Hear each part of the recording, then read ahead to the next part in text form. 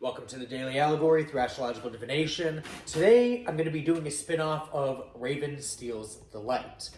And a spin-off of the traditional Raven mythology, the Capricorn Deception, following the cunning Ibex, a figure representing Moon and Capricorn energy. Ibex does not steal the light for the benefit of humanity. Instead, she manipulates the cosmos to consolidate power.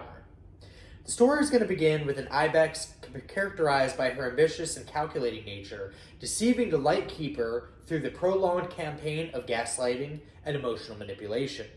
She convinces the keeper that the world is unworthy of the full light and that only her structured rule can maintain order. Ibex steals the light and encases it within a formidable and impenetrable mountain fortress. It's a physical manifestation of her own rigid control, if you will. The absence of light plunges the world not into chaos, but into a cold, perpetual twilight where everything operates under her restrictive, deceptive rules. When confronted by truth seekers seeking accountability, Ibex masterfully uses deflection and reverse psychology, turning accusations of theft into claims that she is the world's savior and that the truth seekers are the true chaotic villains. Ultimately, though, cosmic balance is restored not through a direct confrontation of force, but by the quiet, persistent work of smaller, earthier deities. They work in the shadows, though, chipping away at the base of her fortress and using the Earth's natural currents, her own elements, to crack the foundation she stands upon. The light is then released in a torrent of raw, untamable starlight, restoring balance to the world and leaving Ibex trapped alone in the ruins of her self-made prison. It's going to be a double invocation day today. The first one is going to be the President's Decree, a maleficent invocation for accountability and cosmic equilibrium. Under the growing light of the waxing crescent moon, I stand in purpose and clarity. The path ahead calls for strength and truth. I call forth the energies of Malthus, the mighty president, architect of form and structure, who knows the secrets of the hidden. By the authority of my will and the power of the rising moon, I ask that all blockages be revealed and dismantled, clearing my path for righteous action. Bring forth accountability in myself and those around me, that honesty may prevail and actions have their true consequences. As the moonlight gains light, let cosmic balance be restored, aligning all things to their proper order and proper truth. Malthus, grant me insight into the hidden thoughts and desires that hinder progress and justice. I offer no sacrifice but my own committed will and intent for clarity. Guide my hand in the architecture of my life, tearing down the false strongholds of deceit and building foundations of honesty. My intent is strong.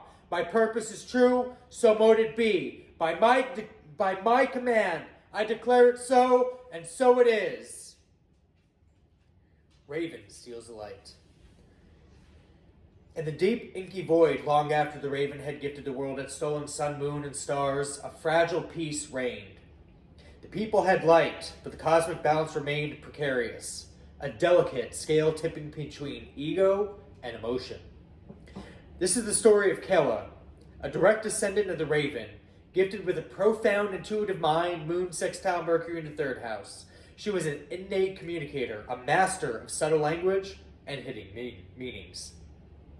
She lived in a coastal village, her days spent translating the world's whispers, yet her heart longed for a deeper sense of belonging and domestic harmony that always seemed slightly out of reach, which is Moon sextile Venus in the fourth house.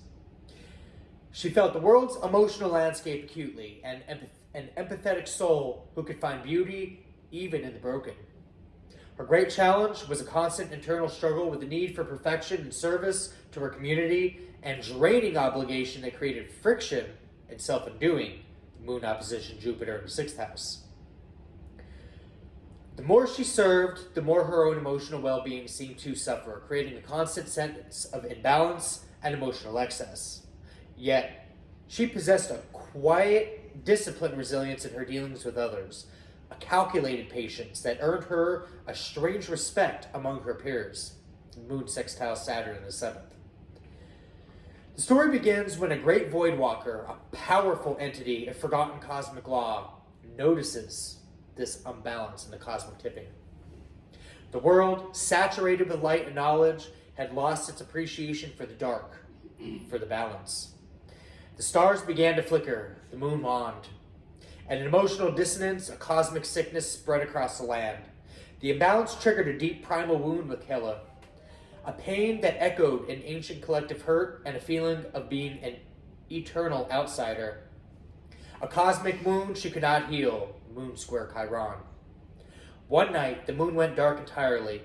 Killa received a vision she was to restore the cosmic balance beam, not by stealing light, but by integrating the dark. Her ancestral memory, dormant for generations, began to stir. She was a master of sudden intuitive breakthroughs and radical emotional freedom. Moon tried Uranus in the 8th house, a perfect agent of change.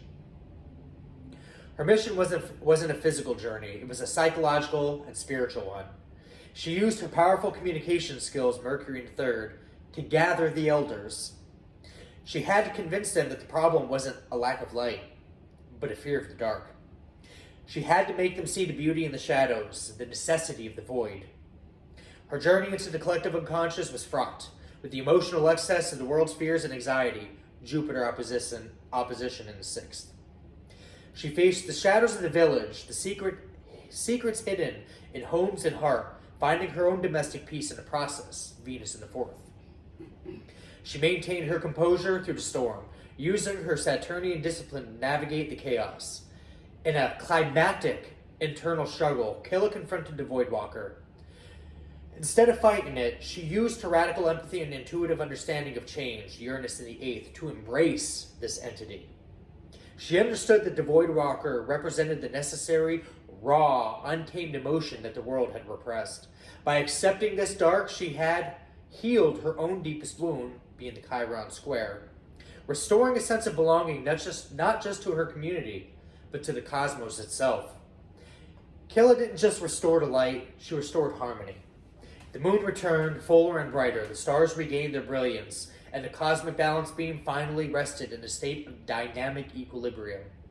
The world learned that the true balance isn't about constant light, but about the beautiful, necessary dance between the light of the sun and the deep, silent wisdom of the void. Going into our exiting invocation here, this one is... Oh, no. Sorry, I was reading my notes wrong. This is a story of the moon in Capricorn, the Capricorn's deflection, when accountability restores the stars. In the aftermath of the Raven's grand theft of the cosmos, the world bathed in light and shadow, but true harmony remained elusive. The stars whispered stories of balance, but on the ground, the scales of justice often tipped in favor of the cunning. This is the tale of Sarah, a descendant of the trickster lineage, her heart and mind ruled by the calculated and ambitious moon in Capricorn.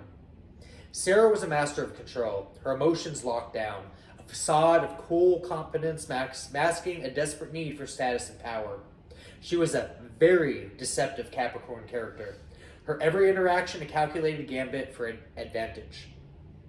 There was nothing done, said, or spoken of from this individual that did not have some insidious ulterior motive. She didn't steal light like her ancestors. She stole truth, manipulating perceptions to weave a web of influence. Her primary tools were manipulation, gaslighting, and deflection to avoid accountability, a corrosive force that began to poison the very fabric of social trust. The cosmos noticed the imbalance. The cosmic balance beam began to wobble violently. Trust, the invisible glue of the world, was evaporating. People grew cynical, paranoid, and the world's emotional core began to freeze over, mirroring the cold ambition in Sarah's heart. Sarah, through her manipulative dealings, had convinced her entire village that the fading stars and erratic moon were the fault of a rival clan. She used subtle lies, twisting words, and relentless gaslighting, making her accusers doubt their own memories and perceptions. When challenged, she employed masterful deflection to avoid accountability tactics, shifting blame, creating false narratives, and always emerging looking pristine and wronged, a victim in every story. She was building an empire of lies, feeding her Capricornian need for authority and control. But the universe has a way of course correcting. Cosmic adjustment. A quiet, unassuming shaman who could hear the distressed whispers of the stars understood that the problem wasn't a physical theft of light, but a moral and emotional rot. This shaman, guided by pure intent, became a quiet counter-campaign to truth and transparency. The climax wasn't a battle of physical might, but a confrontation of truth against lies. The shaman gathered the villagers and presented irrefutable evidence of Sarah's deceit. When confronted with the truth, Sarah, ever the manipulator, tried to gaslight the entire assembly, deflecting blame onto the shaman and even the raven's original actions. But her spell was broken. The villagers, tired of the emotional cold and instability, chose truth. They held Sarah accountable. The cosmic balance beam, which had been in dangerous tilt, slowly righted itself as accountability and truth were restored to the community.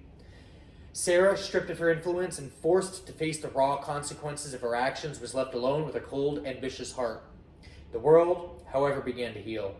The stars brightened, the moon shone with a steady, honest light, and the universe affirmed that while cunning and ambition might gain short-term power, true cosmic balance requires honesty, trust, and accountability.